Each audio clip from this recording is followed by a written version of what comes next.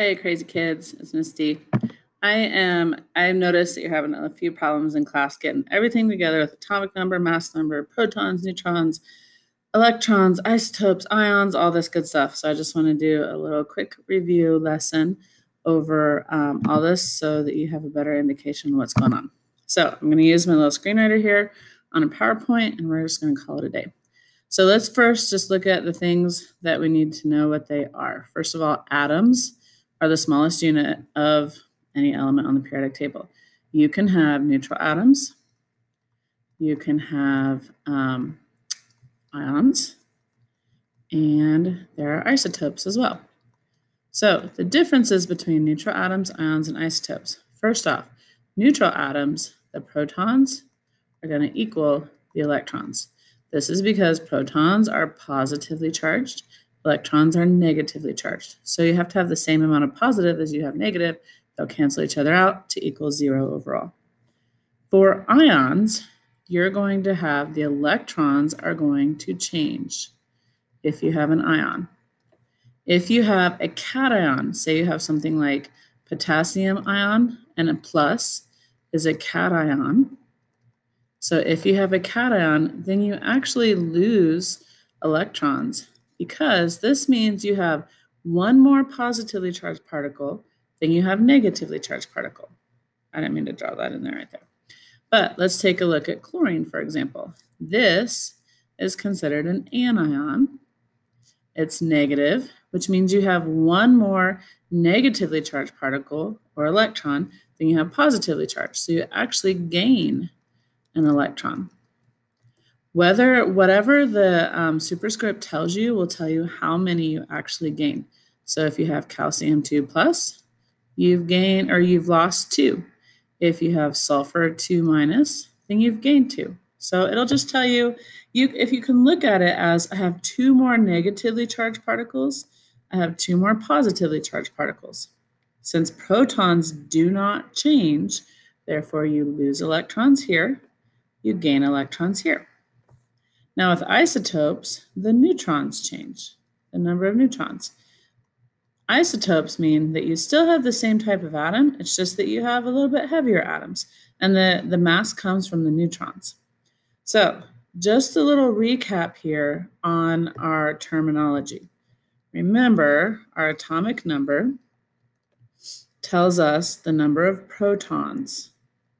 Atomic number tells us the number of protons in an atom. The number of protons is our identification piece.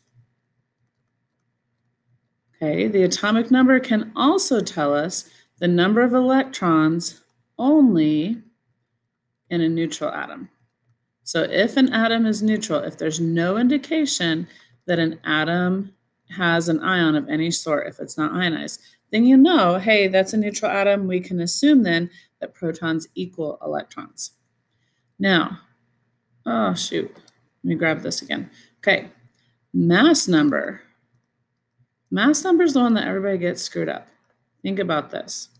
You have inside your nucleus, you have protons and you have neutrons. And then you have electrons outside of your nucleus. The mass comes from the protons and neutrons inside the nucleus. This is where all the mass is concentrated.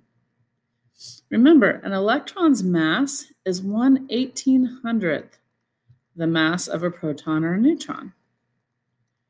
So that mass of the electron is negligible. We're not going to add that into the whole deal. So our mass number is going to equal the number of protons plus the number of neutrons.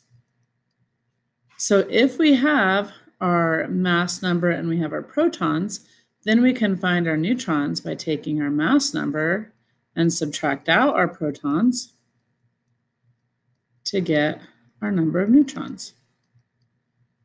Okay, so you can just algebraically manipulate this equation right here. So mass number, make sure mass number is always going to be a whole number. This will always be a whole number. Your average atomic mass is a different story, but mass number will always be a whole number. Let's try a few just to practice, okay? So if I have, let's say, strontium, and let's say I have strontium 2 plus, And strontium, let me check really quick. Strontium is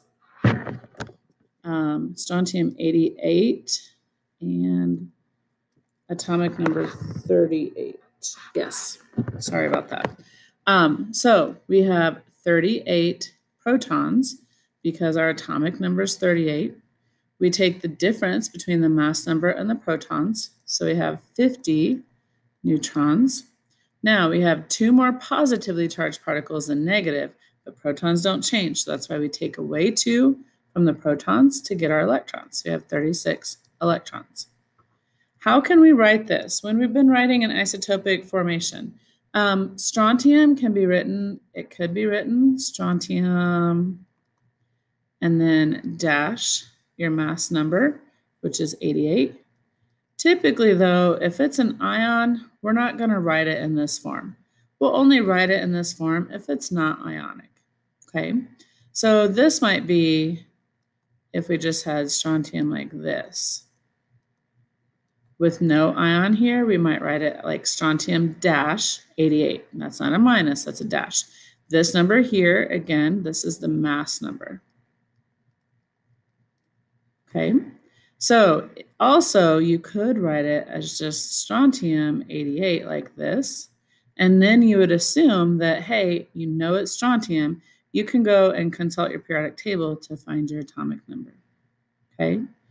So let's try one more. Let's try good old boron. Boron, and let's make it an ion. Let's make it a 3+ ion, okay? So we have 5 protons because of our atomic number here.